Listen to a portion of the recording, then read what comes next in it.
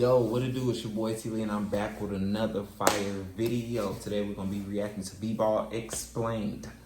As you can see by the title, every cursed NBA player explained in 31 minutes. Y'all already know. Before we get started, I need y'all to like, subscribe, turn on that post notification bell. You already know we on the road to 100K subscribers. Let's go on and get into this. Chris Paul, it's like the playoffs have a personal vendetta against him. The guy stays healthy during the long regular season grind, then the postseason hits, and his body just taps out. In 2015, it started with a hamstring strain. 2 years later, a broken hand at the worst possible time. Then 2018 came along. He hurt the same hamstring again, with the Rockets a win away from the finals. That pattern just won't quit. By the time he got to the Suns, it was a shoulder contusion, then groin tightness in back-to-back years. This isn't a one-off. It's a sequence that makes you think someone stuck a voodoo doll in his locker. And then there's the blown leads. He's the only player in league history to lose 4 series after going up 2-0. That includes the 2021 finals. Just frustrating. The whole thing has built a reputation that sticks, and fans haven't missed it. It's not just bad luck. At this point, it feels like he's playing under a dark cloud. Joel Embiid. This guy's career looks like it was... What the heck? I knew it was another fly.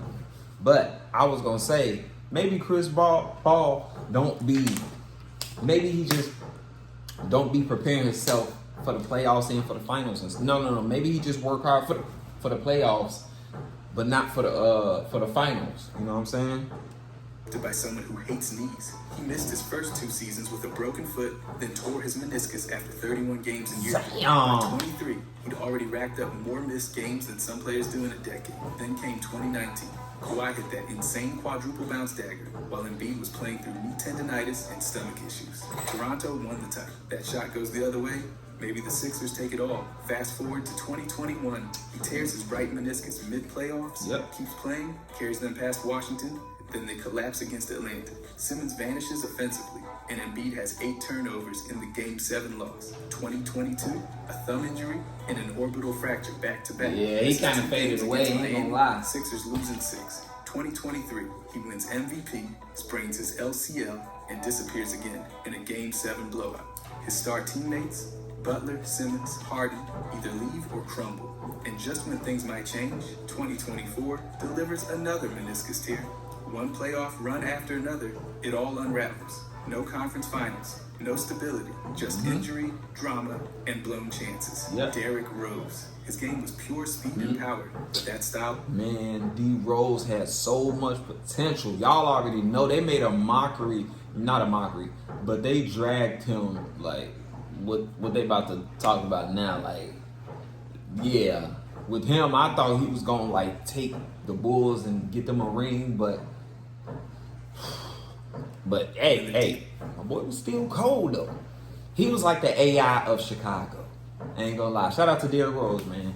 Shout out to Derrick Rose. He was like the AI to me of Chicago. His ACL in the playoffs in 2012 while leading the game in every category. That injury ended his MVP reign and kept him out for an entire year. When he came back, the other knee gave out with a torn meniscus in 2013. He returned again in 2015.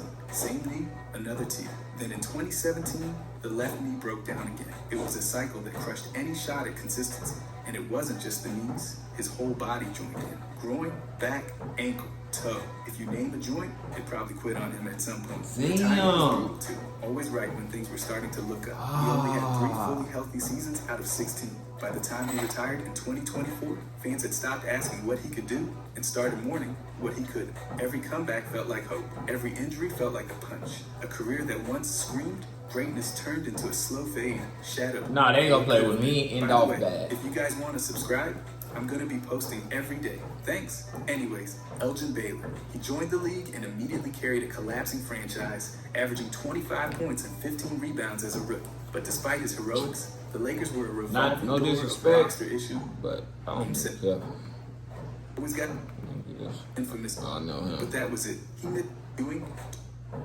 And just when the Knicks made their shocking finals run in 1999, Ewing tore his Achilles in warm-ups. He tried to play through it for a game, but that was it. He missed the entire finals, and New York lost. That stretch gave rise to the infamous Ewing theory, the idea that the Knicks were actually better without him. It stuck because in the playoffs without him, they went further. But it's not just that. In 1994, they made the finals, but lost in 5. And in the 1992 playoffs, he was playing through another ankle injury when they got knocked out by Chicago. The pattern's obvious. His biggest injuries always hit. Just as the Knicks looked ready to break through, he was an 11-time All-Star, a Hall of Famer, a franchise pillar. But the rings never came. The guy did everything right, but fate showed up with a clipboard and crossed out champ, Tracy McGrady. He started his career sitting, stuck behind veterans in Toronto, while Vince Carter exploded. By the time he broke out, the team was Carter's. So McGrady left in 2000, and the Raptors immediately made a playoff. Damn, bro. Y'all bringing back the OGs. Tracy McGrady, Vince Carter.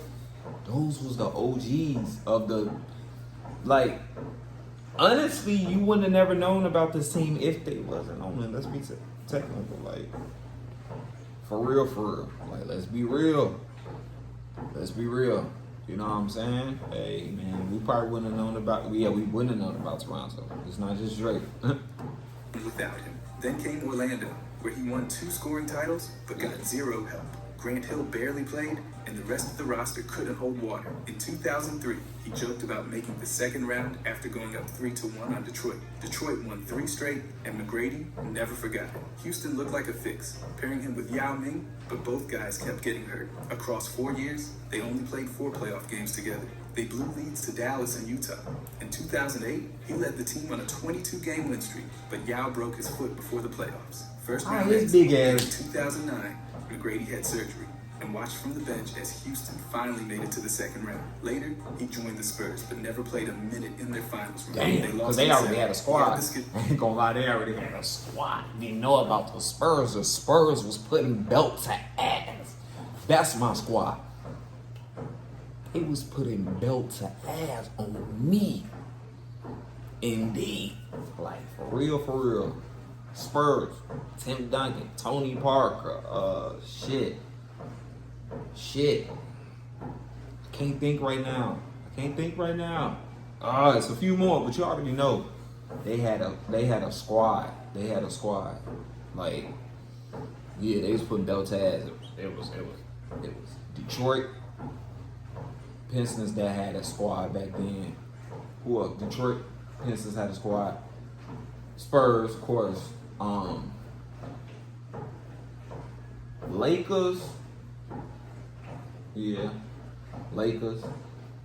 And we even throw, because I'm talking about back in the day, Even, we gonna throw the Bulls in there, of course, like, but now these days, it's just, shit, I don't know that shit. But the timing was a disaster. Damian Lillard. In March 2025, he was sidelined by deep vein thrombosis in his calf, an issue rare enough to raise red flags by itself. Then just weeks later, he tore his left Achilles in the first quarter of Game 4 against Indiana. He looked contact, just bad luck. That ended his postseason right when things were heating up. The timing couldn't have been worse. It was brutal. Recover from a blood clot, only to snap the tendon that ends playoff dreams. And here's the kicker. He's not alone. Tyrese Halliburton and Jason Tatum also tore their Achilles in the same postseason. Damn. All while wearing jersey number 0. Fans are calling it the Zero Curse. But Lillard's misfortune didn't start there. In 2021, he dropped 55 in a playoff game and still lost. Back in 2014, he played through separated ribs during a sweep, and all that to the recent injuries. And the pattern's hard to ignore. Experts point to overuse and constant play. Fans call it cursed. Either way, the guy keeps giving everything, only to be stopped by something completely out of his control. Again and again. Penny Hardaway, drafted 3rd, traded instantly, and then exploded in Orlando next to Shaq. By his second year, he was all NBA first team, and the Magic made the finals. They were the youngest team to do it at the time. Then came the meltdown, a blown 20-point lead in Game 1, 4 missed free throws, a sweep, and a year later, Shaq bolts for Los Angeles. Penny's left, holding the dynasty that never was. In 1997, his left knee gave out, microfracture surgery. The next 5 seasons, he never played more than 60 games. That's crazy how much you. The backcourt. That's crazy how much you looked good. Sacrifice your body on and it. Penny's knees did the rest. In 2000, he had surgery on the other knee too. After that, it was all downhill. He bounced from New York to Miami, never looking like the Penny who torched the league in the mid-90s. And to top it off, he nearly joined Duncan and Grant Hill in Orlando. But Hill's ankle exploded, Duncan stayed put, and Penny's body said no. He played in Jordan's era, lost his co-star, lost his knees, and lost the shot at rewriting the lead. Every piece was there, except the time. Eddie Jones. Early on, he looked like a two-way star in the making. Then came the shoulder sprain in 1995. Right after his rookie All-Star weekend, he missed 19 games, and the momentum just stopped. By the time he was back, the Lakers had started leaning toward Kobe Bryant. In March 1999, Jones was traded to Charlotte right before the Lakers exploded into a dynasty. He went from starting on a rising team to watching them win without him. Then it happened again. Miami, 2005. Jones was their top three-point guy, and then came the trade. A year later, the Heat won a ring. Playoff time, he could score, but the numbers dropped when it counted. Swept in. Yeah, that's definitely bad luck. In 2001, and when he got That's another shot definitely from bad Memphis, same story. Early exit. Even when his stats popped, his teams didn't. 14 points a night, all defense honors, a third team, all NBA nod, and no finals, no ring, no moment. It wasn't just the injuries or the trades, it was the way everything kept shifting just before he could be part of something big. Wrong time, wrong place. Yeah. Every time. Greg Oden, first overall pick in 2007, billed as the next dominant big man. With defensive instincts that had scouts buzzing, at Ohio State, he led a title run with a broken Damn, big wrist. shorts on his ass. Them shoe shorts again. big That's how as much shit. potential he had.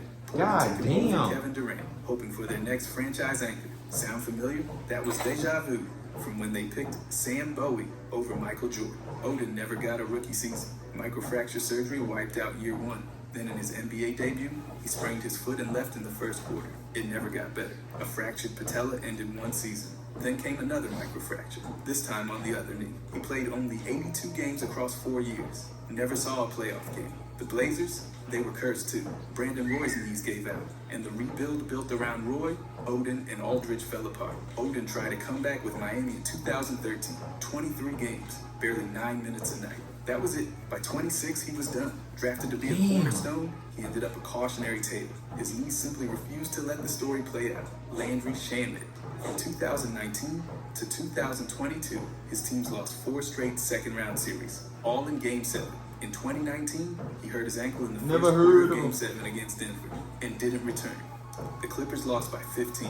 A year later, same team, same round, Pandemic. same result. Another Game 7 loss to Denver. In 2021, he was with the Nets. They lost Game 7 of the second round to the Bucks in overtime. Then in 2022, he joined the Suns. They collapsed in Game 7 against Dallas in one of the worst home losses ever. Never heard of him. Anthony Davis left, but before the season even started, 2019, hyped as Never heard of him. percent. Then he fractured Ain't his gonna lie, I'm foot gonna in the skip on the offseason. ones. Down That's like in the 2028. finals against Okay, Miami. cool. He started for the Mavericks, played in a single playoff matchup. Eric Dampier. In 2006, he started for the Mavericks as they jumped out to a 2-0 lead in the finals against Miami. Things looked set until the Heat won 4 straight and took the title. Dampier was on the floor as Dallas let it slip. 5 years later, he switched sides and signed with Miami. And in 2011, the same two teams met again in the final. This time, Dampier was with the Heat, playing a reserve role. This nigga a flip flop. I forgot. This nigga's a flip flop. You never want to have that. I don't even know why they was accepting his ass back. To 2 series loss. This time with Dallas celebrating. He didn't play a single finals game Look, that year, but he was shitty on the as roster, hell. stuck watching the same script from the other bench. So let's recap. He lost to the same team in the finals twice. Once as their teammate and once as their opponent. Never got a ring, never got revenge. That's when you Just find out they weird shoot. heartbreak from both angles. He might be the only player in league history Damn. to switch sides in a finals rivalry. That's almost like spinning the block back on your yada to me, little fan shit. She cheat on you, think you go back to the other girl, she gonna do better. She cheat on you. It's like they toss you. At this point, you the hoe. And still lose both times. Not quite cursed like the legends, but enough to make you feel like the basketball gods gave him a personal Just saying. subplot with no happy ending. Markelle Fultz, drafted number 1 in 2017 after the Rassic passed Never on. heard of. Andrew Bynum will speak. The Lakers. I stopped watching basketball around 2 weeks later, 2009. he had surgery. That fully recovered. Hold on, my bad. Then he took My bad. I went Bynum too. in 2000, My bad, I comeback went too. got derailed. Every step forward followed by another crack. Andrew Bynum in 2008 No, boy. dislocated his kneecap midway through the season. That knocked him out of the finals, where the Lakers fell to Boston. The next year, he tore his MCL colliding with Kobe Bryant. I He was about to say, returned Kobe in time was for the still in final, love. but was Kobe hit, like, braced up and you're not nowhere coming. near full speed. The Lakers still won, but his impact was muted. Then in 2010, Kobe was he still tore putting his belts to before the ass. finals and played It's crazy. through it. His knee swelled badly after Game 6, and while he finished the series, it was clear he was barely moving. Another title, but another injury. A few weeks later, he had surgery. That offseason vanished, and his following year was riddled with setbacks. He never fully recovered. By 2012, he was traded to the Sixers and never played a single game. Fat fro His ass. knees No, I'm just just gave playing. up. Hey, he looked like Friends with the Cavaliers and Pacers led nowhere. He had 2 rings, but spent nearly every playoff run hurt or recovering. His injuries always hit right before the biggest games, and every time he Yeah, played he could through go them, overseas with things that. got worse. What started as franchise centerpiece turned into a cautionary tale. DeMarcus Cousins, drafted 5th in 2010, he lit up box scores in Sacramento while the franchise unraveled around him. 4-time All-Star, 2-time All-NBA, 0 playoff games with the Kings, 6 head coaches in 7 seasons, and then they traded him while he was literally sitting at his All-Star press conference. The next year, Oh, yeah, I they remember drafted that. Aaron Fox and started turning things around. Timing, brutal. In New Orleans, he and Anthony Davis were torching defenses until January 2018. Then came the Achilles tear. Cousins was averaging 25, 13, and 5. The Pelicans made the playoffs without him. He didn't play a single postseason game. He signed with Golden State in 2018, hoping to rehab and win a ring, then tore his quad in the first round. Came back in the finals, limping through Toronto's victory parade. A year later, They shouldn't he do tore that, his ACL bro. before playing a single They game put for the themselves Lakers. through so They won the much. title His ass without like Joe him. Budden No right ring. there. His ass like Joe Budden right there. Nah, you not getting away. His ass like Joe Budden right there. Nah, ain't no way. Bounced around Houston, Milwaukee, Denver. Now I Good can't per minute unsee it. numbers, Just but that never like stuck. Joe By Budden. 32, Joe Budden's he was little out of the cousin league. looking. All-time talent, Hall of Fame level production, and yet no playoff wins, no ring. Just a timeline full of record. Anderson Varejao.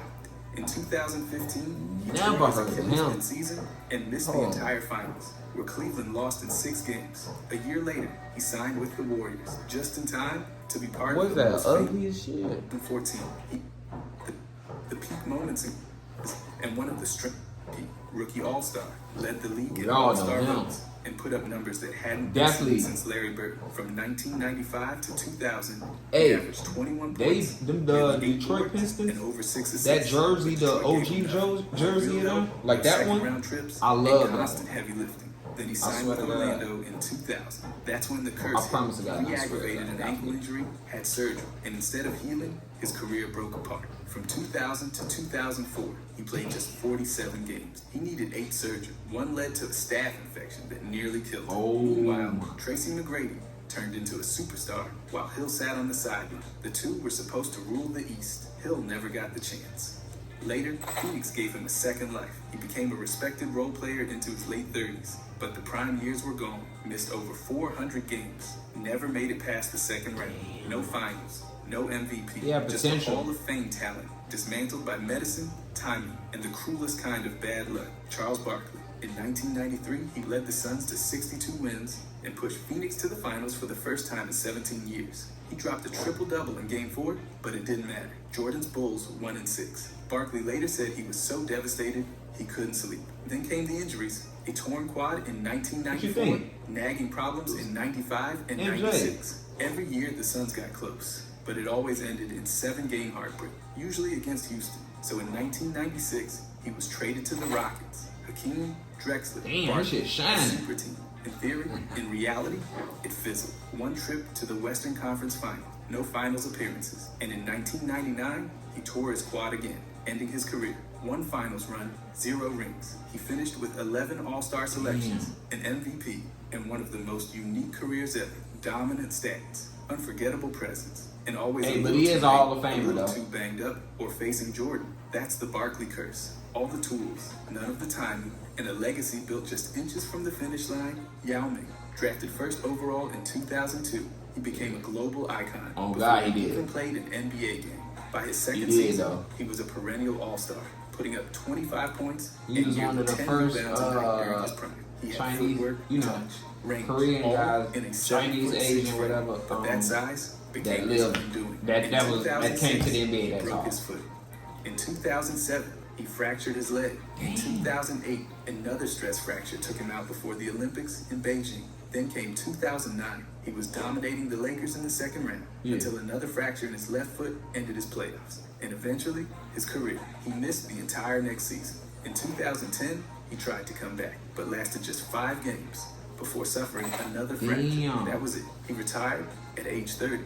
Too big to be getting on 86 games. He and Tracy McGrady never got through a full playoff series together. Houston moved on with Harden, but Yao never got that chance. His skill was never the problem. His body just wouldn't let the story finish. A legend whose ceiling was cut off by physics. Karl Malone, he's second all-time in scoring, a 2-time MVP. Yeah, we know about him. In 19 straight seasons. But there's one number that always sticks: 0 championships. In 1997, Malone and the Utah Jazz reached the NBA Finals for the first time. Despite winning the MVP that season, Malone missed crucial free throws. Y'all already know what happened. The Jazz eventually lost in 6 games to Michael Jordan's Bulls. In 1998, they got a rematch, but the story stayed the same. In Game 6, with the Jazz, up late, Jordan stole the ball. Now get in there and don't try that again, son. And sealed back-to-back heartbreaks. In 2004, at age 40, Malone... He's straight. We tried to come back again. I'm gonna do it again. Don't do it. One last shot at a ring by joining the Los Angeles Lakers. Alongside Kobe Bryant, Shaq, and Gary Payton, they reached the finals. But Malone sprained his knee. He played limited minutes in games 3 and 4, then missed game 5 entirely. The Pistons closed the series, 4 games to 1. 3 finals, 3 losses, critical missed shots, dynastic roadblocks, and untimely injuries. Malone delivered nightly for nearly 2 decades, just never in June. That's the curse. All-time production, forever, 1 step short. No, it's a lie. The guy had the we gotta stay fly. and the basketball IQ to dominate. I don't know. I'm not even gonna lie, but the skip, I don't even know, buddy. Dominate for I wasn't clocked in around that time. 1977. Hell no. Milwaukee in 2019. Sorry, I don't even want to know the but history. all just enough to derail momentum. Tweaks, backups, left groin soreness. Years later, he made a brief return with Boston, won 6th Man of the Year, and grabbed one last ring. Then his body gave out again. George Hill. His career always felt like it was about to take off, and then something knocked it off. Of course, injuries showed up at the worst times. Left groin soreness in 2019, shoulder sprains, hamstring tweaks, back spasms, none of them career-ending, but all just enough to derail momentum. That playoff push with Milwaukee in 2019 slowed down. That finals run with Cleveland in 2018, he missed early games and barely traded. His injury week, he's buckets like it was his job, because it was. From the mid-80s to early 90s, he averaged over 28 points a game, even leading the league in scoring 1 year. But despite 9 All-Star selections and all those All-NBA nods, he lived in the shadows of Jordan, Bird, and Magic. No matter how dominant he was, he couldn't break through that top tier. I've heard of him. Matter of fact, his Hawks teams, always solid, never spectacular. They made the playoffs 9 times, but couldn't break into the conference finals. They kept running into the Celtics or Pistons, teams that had the luck to edge them out. That Game 7 in 1988 against Boston, he scored 47 and lost. That stunk. Then in 92, his Achilles popped while he was still dropping over 28 again. He came back and put up nearly 30 a night again, which is unreal, but the bounce wasn't the same. Then in 1994, Atlanta had the best record in the East and traded him. Just like that, his title window slammed shut. Wesley Matthews, back in 2015, Portland looked dangerous. They were 30 and 11, rolling through the West, and Matthews was right in the middle of it, starting every night, locking up on defense, and hitting threes like it was clockwork. Then came March 5th, one bad step, and his left Achilles snapped. It ended a 250-game streak. 30-point seasons like it's nothing, winning MVP. James Harden was that nigga back then, boy. He was that. Every teams, night after night, without being elite. But for all his regular I literally thought he could have got Houston Rockets a ring. Collapses and timing disasters. Back in 2012, he helped Oklahoma City reach the finals, then got traded to Houston before the team could grow into its potential. With the Rockets, he became unstoppable, led the league in scoring, broke efficiency records, and dragged that franchise into title conversation. Then came the falls. In 2015, 13 turnovers against Golden State in the conference finals. In 2017, a disappearing act against San Antonio with Kawhi sitting out. 2018, that was a shot of 3-2 against the Durant Warriors. Then Chris Paul's hamstring gave out, and Houston missed 27 straight threes in Game 7. You can't script it worse. Then he forced out of Houston, joined Brooklyn's Super Trio, and tore his hamstring 43 seconds into Game 1. He limped through the series, and the Nets went down in overtime. 2 trades later, he landed in Philly, blew another lead against Boston, then ended up in Los Angeles, where the Clippers lost again. Always one step from glory, then something breaks. Reggie Miller, the guy made his name torching the Knicks in the mid-90s, dropping 8 points in 9 seconds and flashing that iconic choke sign at the Garden like he owned the place. And Knicks fans, they've never let it go. Even today, you'll see that gesture pop up every time New York blows a lead. TikTok, and their team had the biggest fight it's ever. all part of the lore now. But the irony, for all of Miller's swagger, he never made it to the NBA Finals. The Pacers had their shots. In 1994, they were up 3-2 on the Knicks in the East Final. Game 7, chance to go through, and Miller airballed it. Same story in 1998, 1999, 2000, and again in 2004. Chicago, New York, Los Angeles, Detroit, they all slammed the door on Indiana. And each time, the Clutch King walked off empty. The legend stuck, not because he failed alone, but because he talked big and never brought home a title. The choke sign, it's famous now, but fans flipped it on him. That's what makes the curse different. It's about reputation. No blown knee, no trade drama, just a career full of bold moments and brutal timing. Gordon Hayward. So you gotta just shut up and work. Perfect modern win. 20+ points a night. Solid defense, smart playmaking, and finally made the All-Star team in 2017. But didn't get the Then took ring. a month out. By the time he returned, Boston was in the Eastern Finals. I don't even know and my he wasn't man's really right a now. factor. Next stop, Charlotte. Big contract, new start, same I don't story. even know. Every year brought another. But we gonna stop it right there, man. I appreciate y'all for watching. I'll stop because I want to stop because I don't know the rest of these players. I told you I'll stop at 2009 watching the NBA. Stuff got soft, bro. It was real media and stuff now, you know, as it is now. It's more Instagram reflection than actual, like, you know, the game and stuff. But yeah, appreciate y'all for watching, man. Make sure y'all like, subscribe, turn on that post notification bell. You already know what it is. We on that road to 100K subscribers. I'm out.